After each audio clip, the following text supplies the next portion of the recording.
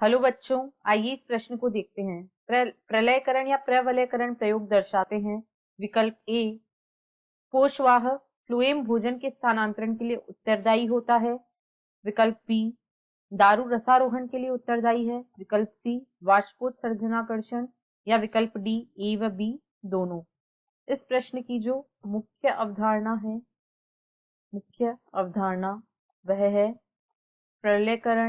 प्रलयकरण या गर्डलिंग प्रयोग। इसे वलयकरण या गर्डलिंग भी कहा जाता है। गर्डलिंग एक ऐसा प्रयोग होता है जो यह पता लगाने के लिए किया जाता है कि कौन सा ऊतक भोजन के स्थानांतरण के लिए उत्तरदायी होता है। भोज्य पदार्थों के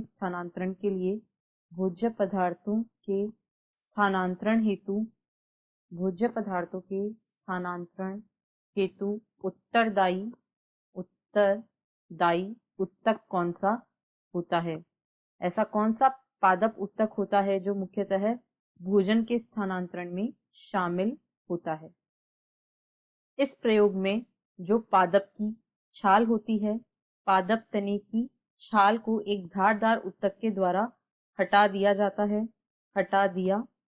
है। जब छाल को हटाया जाता है तो पादप से फ्लोएम भी हट जाता है। फ्लोएम ऊतक भी नष्ट हो जाता है क्योंकि यह भी छाल का भाग होता है, अतः यह भी नष्ट हो जाता है। जबकि जो जाइलम या दारू ऊतक होता है, दारू ऊतक या जाइलम, इस पर कोई प्रभाव नहीं पड़ता है। दारू ऊतक वैसे ही रहता है, इस पर कोई प्रभाव नहीं पड़ता है, यह नष्ट नहीं होता है। परिणाम स्वरूप होगा क्या कि जो पत्तियों द्वारा संश्लेषित भोज्य पदार्थ है, वह जो भोज्य पदार्थ है पत्तियों द्वारा संश्लेषित, उसका स्थानांतरण नहीं हो पाएगा। जबकि जो जड़ों द्वारा अवशोषित जल एवं खनिज पदार्थ है, उनका आसानी से स्थानांतरण होता रहेगा। अतः प्रवलयकरण प्रयोग के द्वारा यह दर्शाया जा सकता है कि फ्लोएम ऊतक जो है वह मुख्यतया भोजन के स्थानांतरण के लिए उत्तरदायी होता है। अतः इस प्रश्न का सही उत्तर होगा विकल्प ए, कोशवाह भोजन के स्थानांतरण के लिए उत्तरदायी होता है।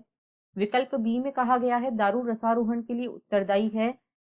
इस कथन को हम प्रयोग के द्वारा नहीं दर्शा सकते हैं। गर्डलिंग प्रयोग में जाइलम वैसे का वैसे रहता है, इस पर कोई प्रभाव नहीं पड़ता है, यह नष्ट भी नहीं होता है, तो इस प्रयोग के द्वारा यह नहीं दर्शाया जा सकता है।